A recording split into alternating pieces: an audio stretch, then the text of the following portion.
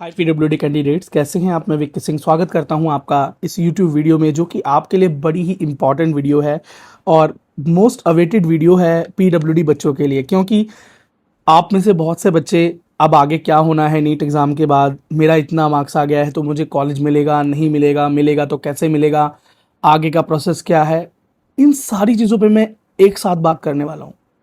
तो ये वीडियो आपके लिए बहुत इंपॉर्टेंट होने वाला है। इस वीडियो को एंड तक देखना, क्योंकि इस वीडियो में हर एक बार मैं आपके हर एक डाउट को क्लियर करने की कोशिश करूंगा और हो सकता है कि वो चीज़ें भी आपके सामने ले आऊं जो आपने सोची नहीं होंगी और आप प्रिपेयर रहेंगे हर एक चीज़ के लिए। चलिए शुरू करते हैं। वीडियो को लाइक कर दो, चैनल को सब्सक्राइब कर लो और कमेंट सेक्शन खुला है, पर उसका इस्तेमाल करना आप वीडियो के बाद। सबसे पहले हम बात कर लेते हैं एक्सपेक्टेड क्वालिफिकेशन मार्क्स कितने हो सकते हैं। अभी पहले मैं पीडब्ल्यूडी की बात करूंगा, फिर मैं नॉर्मल कट ऑफ की बात भी करूंगा। क्वालिफाइंग कट ऑफ क्या होता है, सबसे पहले मैं आपको एक बात बता दूं। वो मिनिमम स्कोर आउट ऑफ 720 जहां आपको ये कंसीडर किया जाता है कि आपने नीट एग्जामिनेशन को पास कर लिया है सक्सेसफुली। खैर, नीट एग्जाम को क्वालिफाई कर लेने से आपका एडमिशन हो जाएगा, इस बात की तो कोई गारंटी नहीं है। लेकिन अगर आप नीट एग्जाम को क्वालिफाई नहीं कर पाए तो एक बात बिल्कुल गारंटी है कि आप काउंसलिंग प्रोसेस यानी एडमिशन प्रोसेस से बाहर हो जाएंगे, क्योंकि आप नीट एग्जाम में फेल कंसीडर किए जाएंगे। तो जरा हम क्वालिफिकेशन की बात करें तो लगभग अराउंड क्या क्वालिफिकेशन हो सकता है। अगर आप जनरल या ईडब्ल्यूएस पीडब्ल्यूडी हैं तो अगर आपका 125 या उससे ऊपर मार्क्स है तो आप अपने आप को सेफ कंसीडर कर सकते हो फॉर नीट 2026। सेकंड, अगर आप ओबीसी, एससी या एसटी पीडब्ल्यूडी हो तो अगर आपका स्कोर 110 या उससे ज़्यादा है तो आप अपने आप को सेफ कंसीडर कर सकते हो। सेफ इन द सेंस कि आप क्वालिफाई हो चुके हो for the NEET examination and admission process. आप एडमिशन के लिए आगे प्रोसेस में जा सकते हैं, काउंसलिंग के लिए जा सकते हैं, लेकिन सीट वहां मिलेगी या नहीं मिलेगी ये इस बात की गारंटी नहीं है। सिर्फ आपका नीट क्वालिफाई हुआ है। अगर मैं नॉर्मल बच्चों की बात करूं तो उनके लिए जो क्वालिफिकेशन है वो कितना हो सकता है, तो नॉर्मल बच्चों के लिए आप ये क्वालिफिकेशन 140 प्लस मार्क्स का मानकर चल सकते हैं।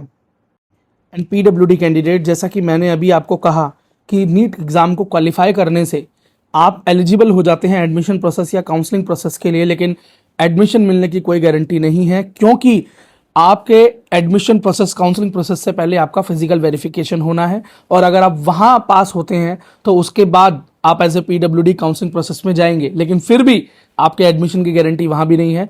मैं इसको अभी और ब्रीफ में डिस्कस करूंगा वीडियो के आने वाले पार्ट्स में, तो देखते रहिए वीडियो को पूरा। अब बात कर लेते हैं फिजिकल वेरिफिकेशन की। तो नीट रिजल्ट के बाद फिजिकल वेरिफिकेशन लगभग 15 दिन के बाद एक स्टार्ट होने वाला प्रोसेस है। इसका कोई फिक्स डेट नहीं है, लेकिन मैं आपको बता दूं कि जुलाई में ये होना निश्चित है कि जुलाई में इस बार आपका फिजिकल वेरिफिकेशन होगा और ये प्रोसेस शुरुआती राउंड में पहले 15 दिन आपको चलता हुआ दिखाई दे सकता है और फिर अलग अलग राउंड्स में आपको फिजिकल वेरिफिकेशन होता नजर आएगा। यानी कुल मिलाकर वेरिफिकेशन का प्रोसेस जुलाई से शुरू होकर अगस्त लास्ट मंथ तक चलता रहेगा, अगर काउंसलिंग में कोई डिले नहीं आता या काउंसलिंग में कोई गड़बड़ नहीं होती और अगर सब कुछ परफेक्टली चलता रहता है तो अगस्त एंड तक आपका ये फिजिकल वेरिफिकेशन प्रोसेस एंड होगा और सितंबर में आपके क्लासेस भी स्टार्ट हो जाएंगे। लेकिन फिजिकल वेरिफिकेशन पीडब्ल्यूडी बच्चों के लिए बड़ा ही इंपॉर्टेंट एस्पेक्ट है। एक चीज जो पीडब्ल्यूडी बच्चों की तरफ पुश की जा रही है, एक मिस इन्फॉर्मेशन है जिसके बारे में मैं आपको थोड़ा अंदाजा दे देता हूं, हो सकता है ये इन्फॉर्मेशन आप तक भी पहुंचे। कई लोग ये कहना शुरू हो चुके हैं कि फिजिकल वेरिफिकेशन में डिसेबिलिटी परसेंटेज कैलकुलेट होगा ही नहीं और सिर्फ आपका असेसमेंट होगा on the basis of the capabilities या एबिलिटीज के बेसिस पर आपका वेरिफिकेशन होगा और ये एफिडेविट भी प्रूव करते हैं। सच्चाई इससे परे है। पिछली बार नीट 2025 काउंसलिंग के दौरान ये डिसीजंस दो जगह से आए थे, मैं उसको यहाँ कंसिडर नहीं करना चाहता, कभी और इसकी बात करेंगे। तो उसके बावजूद भी आपकी काउंसलिंग दिसंबर तक चली, अगस्त में डिसीजंस आए, दिसंबर तक काउंसलिंग चली, कुछ भी चेंज नहीं हुआ, याद रखिएगा। और अभी भी MDS counselling, NEET PG counselling होकर खत्म हुई है और उसमें भी फिजिकल वेरिफिकेशन को उसी तरीके से कंडक्ट किया गया है जिस तरीके से एसवीपी इंस्टीट्यूट आपको हमेशा गाइड करता है। तो खैर, आपको इससे डरने की जरूरत नहीं है, लेकिन आपको मेंटली और फिजिकली प्रिपेयर होने की जरूरत है। आपको इसे लाइटली नहीं ले लेना है, क्योंकि नॉर्मल बच्चों का नीट जर्नी नीट एग्जामिनेशन और काउंसलिंग के बीच में ही खत्म हो जाता है। लेकिन पीडब्ल्यूडी बच्चों को अपनी डिसेबिलिटी भी प्रूव करनी होती है और एक बड़ा चैलेंज है, क्योंकि मोर देन 50% पीडब्ल्यूडी बच्चे फिजिकल वेरिफिकेशन को पास नहीं कर पाते। और अगर आप फिजिकल वेरिफिकेशन पास नहीं कर पाते और पीडब्ल्यूडी स्टेटस आपको नहीं मिलता काउंसलिंग में, तो फिर नॉर्मल कैटेगरी से आपके उतने मार्क्स नहीं होते कि अधिकतर पीडब्ल्यूडी बच्चों के इतने मार्क्स नहीं होते कि वो आगे जाकर एमबीबीएस, बीडीएस या किसी और कोर्स के लिए एडमिशन के लिए आगे जा सकें या काउंसलिंग में अपना लक आजमा सकें। तो आप इसे ध्यान से फिजिकल वेरिफिकेशन के लिए तैयार होंगे। और आप ही की हेल्प के लिए एसओपी इंस्टीट्यूट ने ऑलरेडी पीडब्ल्यूडी प्रिपरेशन प्रोग्राम चालू किया हुआ है, जिसे आप ज्वाइन बटन पर क्लिक करके ज्वाइन कर सकते हैं, जिसके अंदर आपको फिजिकल वेरिफिकेशन को लेकर सभी गाइडेंस, प्रिपरेशन और लगातार उसमें मीटिंग्स होती हैं और बहुत सारे फायदे हैं जिसे आप ज्वाइन कर सकते हैं। अधिक जानकारी के लिए आप हमारे व्हाट्सएप नंबर 9211686820 पर जुड़ सकते हैं और अपने इस प्रोसेस के बारे में और जानकारी ले सकते हैं। अब इंपॉर्टेंट बात यह है कि सेफ स्कोर क्या होने वाला है एमबीबीएस के लिए एक पीडब्ल्यूडी बच्चे के लिए। बच्चों, सबसे पहली बात, अगर आपकी कैटेगरी कुछ भी है, एससी, एसटी, पीडब्ल्यूडी हैं आप, ईडब्ल्यूएस, ओबीसी, जनरल पीडब्ल्यूडी हैं आप, अगर आपका नीट स्कोर 200 या उससे ऊपर है तो आप बिल्कुल सेफ हैं, आप काफी ज्यादा सेफ हैं। लेकिन कुछ ऐसी स्टेट्स हैं जहां पर इस स्कोर पर भी बच्चों को स्टेट में एडमिशन नहीं मिलता है, क्योंकि स्टेट कट ऑफ हाई जाती है। जनरल, ईडब्ल्यूएस, पीडब्ल्यूडी कैंडिडेट्स की मैं मुख्य तौर पर बात कर रहा हूं।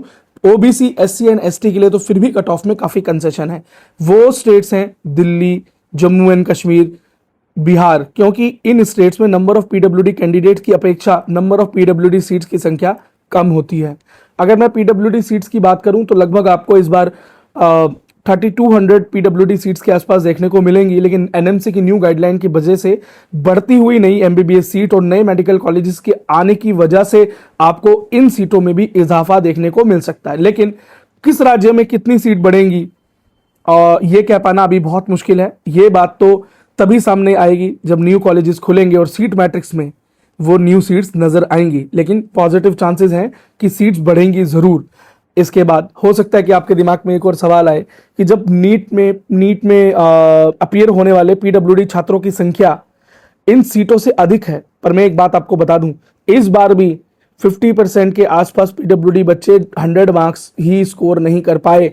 और वो बच्चा जो 100 नंबर भी स्कोर नहीं कर पाया, चाहे वो किसी भी सब कैटेगरी से बिलोंग करता हो, general, SC, ST, OBC, PWD, वो क्वालिफाई नहीं हो पाया है और वो एडमिशन के लिए इस एडमिशन की रेस से बाहर हो चुका है, मतलब इस नीट की जर्नी से बाहर हो चुका है और उसका नीट अब एंड हो चुका है।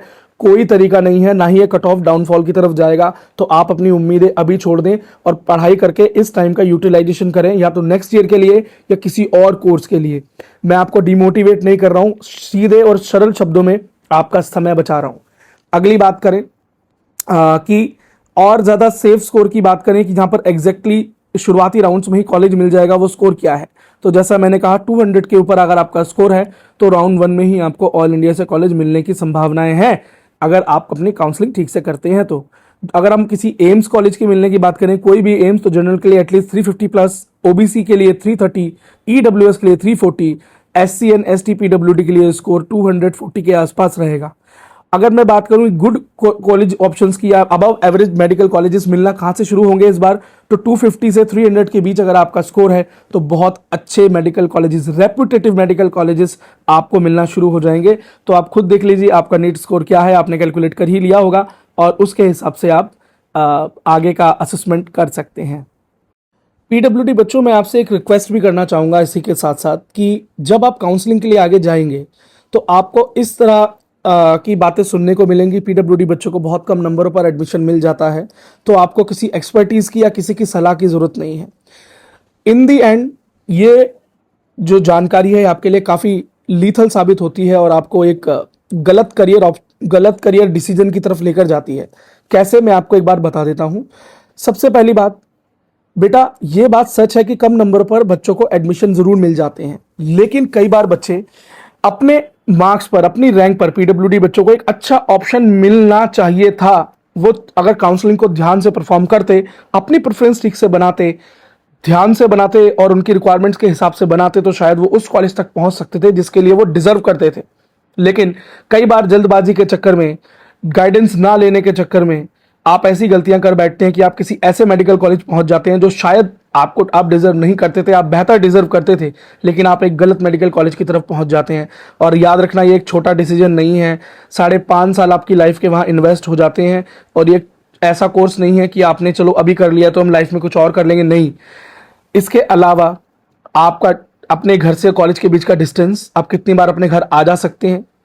दूसरा, लैंग्वेज का क्या बैरियर है या नहीं है। तीसरा, कॉलेज की हिस्ट्री क्या कहती है, पीडब्ल्यूडीज को लेकर कोई डिस्क्रिमिनेशन तो फेस नहीं करना पड़ता। उसके पश्चात charges and hidden charges, mess and hostel, इसके बारे में बहुत ज़्यादा लोग बात करते ही नहीं है, क्योंकि उन्हें जानकारी इस बारे में ज़्यादा होती नहीं है, जिसकी वजह से बच्चे वहाँ जाकर फंस जाते हैं। और फिर बाद में, शुरुआत में आपको सलाह देने वाले लोग फिर आपके काम नहीं आते। आपको ये देखना भी ज़रूरी है कि आप जिस स्टेट में जाकर एडमिशन ले लेंगे, एमबीबीएस तो आपको मिल जाएगा, शुरुआती खुशियां तो आपको मिल जाएंगी, लेकिन लॉन्ग रन में कोई आपके साथ नहीं होगा, आप अकेले होंगे वहां पर। तो वो लैंग्वेज बैरियर आपको सहना पड़ेगा। अगर वहां पर सीनियर जूनियर के बीच में जो प्रॉब्लम्स होंगी आपको सहनी पड़ेंगी। पीडब्ल्यूडी के बीच में जो डिस्क्रिमिनेशन होगा आपको सहना पड़ेगा। डबल वेरिफिकेशन है या नहीं, इस बात की जानकारी भी अधिकतर लोगों को नहीं होती।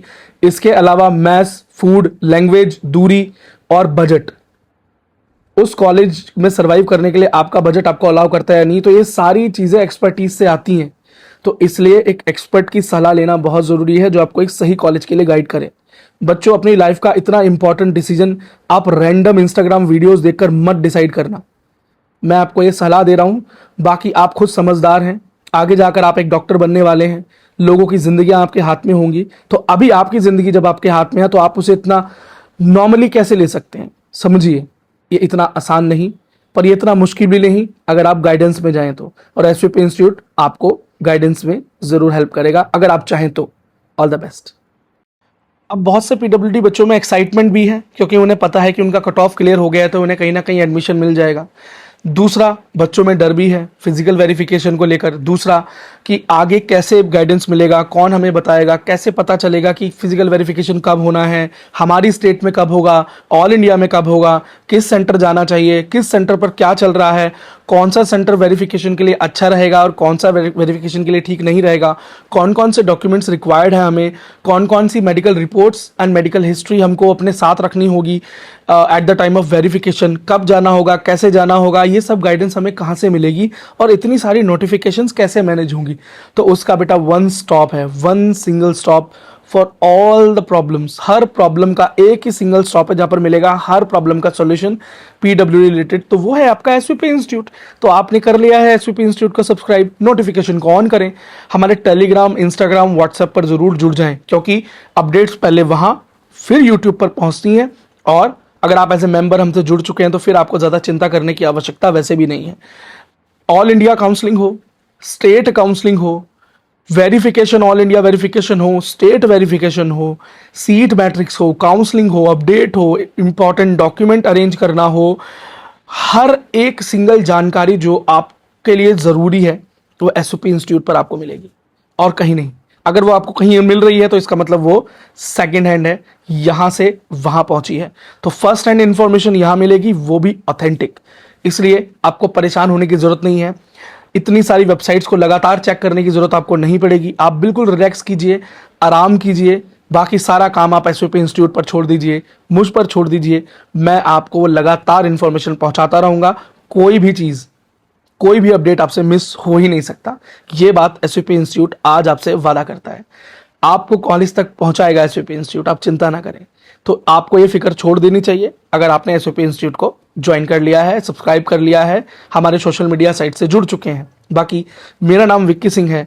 आप ये video SVP institute YouTube channel पर देख रहे थे, और अगर आप मुझे सपोर्ट करना चाहते हैं, अगर आप मुझसे जुड़ना चाहते हैं, तो मेरा Instagram account the Vicky Singh का लिंक भी इस वीडियो के डिस्क्रिप्शन में मौजूद है। तो आप वहां जाकर मुझे ज्वाइन करें, just to support myself. अगर आप मुझे सपोर्ट करना चाहते हैं, अगर आप चाहते हैं कि एसवीपी इंस्टीट्यूट ग्रो हो और भी पीडब्ल्यूडी बच्चों को आगे हम गाइड करें और करने की क्षमता हमें बढ़े, तो आप मुझे सपोर्ट कीजिए। बाकी आपकी हर एक सहायता के लिए हमारा इंस्टाग्राम, टेलीग्राम, व्हाट्सएप, हर चैनल अवेलेबल है आपके लिए। अब जाते जाते मैं आपसे ये और बात कहना चाहता हूँ, क्योंकि आप में से अधिकतर बच्चे अब लगातार हमें कॉल एंड मैसेजेस के थ्रू ये पूछ रहे हैं कि भैया हम काउंसलिंग के लिए जुड़ना चाहते हैं आपसे। तो बच्चों, आप चाहे नॉर्मल कैंडिडेट हैं, पीडब्ल्यूडी कैंडिडेट हैं, तो फिर एसवीपी से बेस्ट कुछ नहीं हो सकता। जो हमारी हिस्ट्री रही है आप जानते ही हैं इस बात को। और आप प्राइवेट के लिए जा रहे हो, या एमबीबीएस कोर्सेज के लिए कहीं भी आप एडमिशन के लिए जा रहे हो और अगर आप काउंसलिंग के लिए जुड़ना चाहते हैं तो आप हमसे काउंसलिंग के लिए जुड़ सकते हैं। लेकिन अभी अभी क्या तरीका है कि आप हमसे काउंसलिंग के लिए जुड़ें? उसके लिए आप हमारे व्हाट्सएप नंबर 9211686820 पर कांटेक्ट करें और वहां से आप जुड़ने की सभी मुख्य जानकारियां प्राप्त कर सकते हैं। बाकी हमसे जुड़ने और हमसे बात करने के सभी मुख्य लिंक इस वीडियो के डिस्क्रिप्शन में ऑलरेडी मेंशन है। आप वहां जुड़कर हमसे बात कर सकते हैं। All the best. वीडियो को एंड तक देखने के लिए बहुत बहुत धन्यवाद। और मुझे पता है कि सबके बहुत अलग अलग डाउट्स होते हैं। इसके अलावा भी अगर डाउट रह गए हैं तो वो डाउट क्लियर हो जाएंगे। कमेंट सेक्शन खुला हुआ है, सभी लिंक आपके पास है, जुड़िए। कॉल पर आ सकते हैं आप, पर कॉल करने से पहले आप व्हाट्सएप पर मैसेज छोड़ दीजिए, वो ज़्यादा कन्वीनियंट रहेगा। हमारी तरफ से आपको रिप्लाई आएगा। थोड़ा समय लग सकता है क्योंकि हज़ारों बच्चे हैं जो मैसेजेस कर रहे हैं और तो आप तक पहुंचने में शायद थोड़ा समय लगे, पर आप तक हम तभी भी पहुंचेंगे, आपको एक सेटिस्फैक्ट्री आंसर मिलेगा। और फिर भी कोई सवाल रह गया है तो आप लाइव सेशन में जुड़कर अपने सवालों का जवाब ले सकते हैं। हम जल्दी एक लाइव सेशन करेंगे। लगातार हम वैसे भी लाइव सेशन करते ही रहते हैं, तो बेल नोटिफिकेशन को ऑन करके रखना। जैसे ही हम लाइव आएंगे आप तक पहुंच जाएंगे। All the best PWD candidate and मैं तो कहूँ फ्यूचर डॉक्टर्स।